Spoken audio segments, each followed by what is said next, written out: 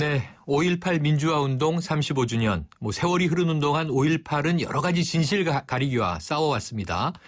특히 지난 2013년 한 종합편성 채널에서 복면을 쓴 사람이 등장하는 사진을 놓고 5.18을 주도한 것은 복면을 한 북한군이다. 이런 왜곡 보도 때문에 거센 비난이 있었는데요. 자, 오늘 이와 관련해서 광주광역시 상임인권옴부ds맨 안종철 박사 연결돼 있습니다. 안 박사님 안녕하세요. 안녕하세요. 네, 이 5.18 당시에 외신 기자가 찍은 사진 속 주인공이 복면을 쓰고 있었고요. 이 사진이 문제였던 거죠? 예, 그 사진뿐만 아니라 여러 개 사진들을 방금 모 씨가 제시하면서 북한 특수군이었다. 그렇게 이야기를 하고 있습니다. 아, 그렇군요. 그러면 이 사람들이 북한군이라는 왜곡된 보도가 나간 다음에 지금 안 박사님께서 적극적으로 사진 속 주인공들을 찾으셨다고요? 아, 그러면 어떻게 찾으셨어요? 네, 저는 처음에 지금까지 광주 민주항쟁에 관련된 사진첩들이 한 6종류 정도 나와 있습니다. 그 중에서 복면을 했던 사진들을 제가 제 핸드폰의 카톡으로 찍어가지고 5.18 관련 당시 활동했던 분들에게 이 카톡 사진을 계속 보냈어요. 그랬더니 그 카톡 사진을 본 몇 분이 좀 만나자고 그래서 만났더니 바로 지금 두 분이 총을 들고 있는 사진 있지 않습니까? 그 분 중에서 이분은 임 모시고 저분은 구 누구누구야 하면서 저한테 이야기를 해주고 다 같은 동료들이기 때문에 저한테 전화번호까지 알려주시더라고요. 그래서 이제 그분들한테 전화해서 이 사진 이 내용에 이분이 당신이 맞냐 했더니 그분들이 맞습니다 하면서 이야기를 해서 그 두 분을 찾아냈고 또 다른 분들도 계속 지금 찾아내는 작업들을 진행을 해내고 있습니다. 지금 말씀하신 게 제 생각에는 한강 모래사장에서 바늘찾기 같은 일을 하고 계셨던 건데 그렇다면 35년 전의 모습이라서 사람들이 많이 몰라보는 그런 상황이었습니다. 글쎄 말입니다. 그렇다면 지금 이제 찾으신 그 두 분, 이 사진 속에 복면을 하고 있었던 두 분, 5.18 당시 어떤 활동을 하셨던 건가요? 그때 당시 이미 잘 알고 계시겠지만 5월 18일 날 광주 민주화운동이 시작되었고 5월 27일 날 바로 그 계엄군에서 무자백에 진압이 됐지 않습니까? 그렇죠. 그 중간에 5월 21일 날 바로 계엄군에 의한 집단 발포가 있게 됩니다. 도청 앞에서. 그 집단 발포되면서 우리 시민들이 우리 국민이 낸 세금으로 운영되는 군인이 국민을 위해서 총을 쏜다는 것은 있을 수 없는 일이다. 해가지고 우리도 바로 이 무장 대응을 해야 된다 해가지고 바로 인근에 있는 파출소 또는 인근에 있는 예비군 무기고에서 칼빈 총과 M1 총을 가져오게 됩니다. 그래서 이제 결국은 무장 투쟁을 하게 되고 즉 시가전을 벌이게 되죠. 이때부터 이제 이 시민군들이라는 사람들이 이 자기 얼굴이 알려지는 것을 두려워해서 얼굴에 마스크를 쓴다든지 또는 나름대로 천을 둘러가지고 복면을 하게 됩니다. 그래서 결국은 시민군이 탄생해가지고 5월 21일부터 27일까지 계엄군과 대항을 해나가는 그 과정 속에서 이 복면했던 시민들이 탄생을 하게 되고 이분들이 이제 어쩌면 치안 유지 활동도 하고 또 기동 타격대 활동을 벌이게 됩니다. 오늘 보니까 저희 행사 때도 어제 전야제도 도보 행진하면서 이렇게 주먹밥 나눠 먹기 당시에 이제 재현들이 있더라고요. 그런데 그렇습니다. 이 복면을 쓰고 있으니까 얼굴 확인이 35년이 지나서 쉽지 않았을 텐데 사진 속 인물과 동일 인물이라는 건 어떻게 증명이 좀 가능한 방법이 있었나요?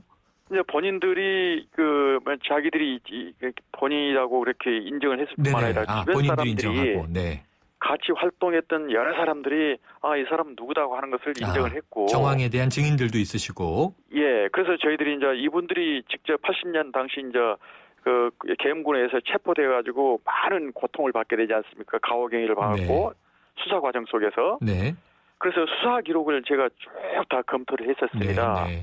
그런데 수사 기록에서는 자기들이 복면했다는 이야기를 전혀 안 합니다. 왜 그러냐면 복면을 하게 되면 그만큼 자기들 형량이 높아지게 되지 않습니까? 그러니까 전혀 이제 그런 말들을 안 하게 되는데 저는 그래서 또 다른 수사 기록들을 쭉 검색을 했어요.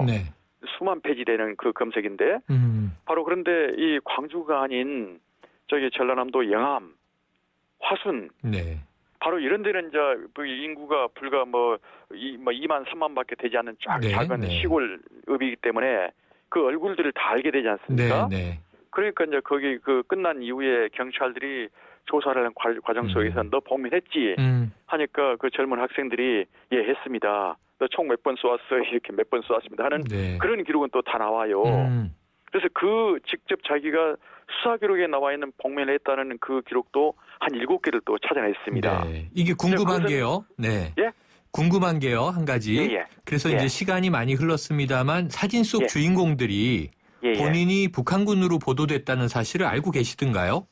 그건 최근에서 제가 어때는 바로 이 지만원 씨가 썼던 책들을 제가 분석을 하고 바로 그걸 가지고 제가 이 광주 지역에 있는 일간지에 네.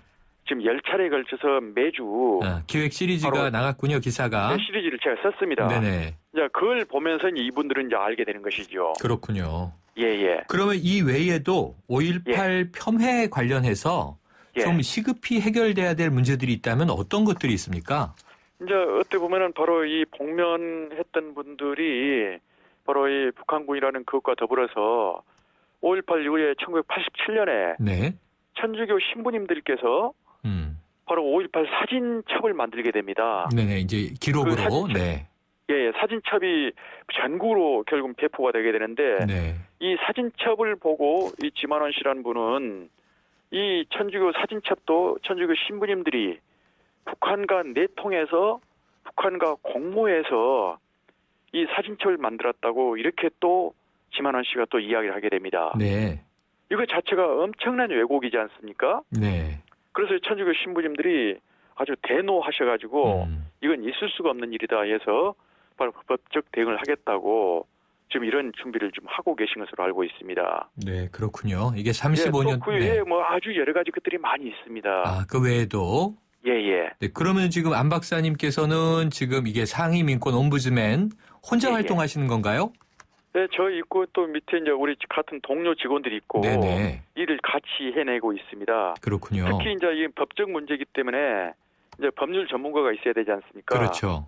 그래서 이제 광주시 자문 변호사라 해가지고 바로 임 변호사님이 계시는데 그 임 변호사님이 법률적인 검토를 하시면서 지금 현재 소장을 쓰고 계십니다. 네, 그렇군요. 그래서 이제 5월 말쯤 정도 돼서 회의를 거친 후에 바로 이 당시 이런 부분들을 폄훼하고 왜곡했던 그 부분들을 명예훼손으로 할 것인지 아니면 모욕죄로 바로 그 고소고발을 할 것인지 바로 이런 부분들을 계속 논의를 하고 있는 중입니다. 네, 어쨌든 자칫 북한군으로 이제 왜곡될 수 있는 당사자들 내시는 일하셔서 정말 고생 많으셨고요. 앞으로도 이 광주 민주화 항쟁 명예를 좀 잘 복원해내기 위해서 노력을 부탁드리겠습니다. 오늘 말씀 여기까지 듣겠습니다. 네, 광주 명예를 돕도록 하겠습니다. 네, 감사합니다. 이상으로 광주광역시 상임인권 옴부즈맨 안종철 박사였습니다.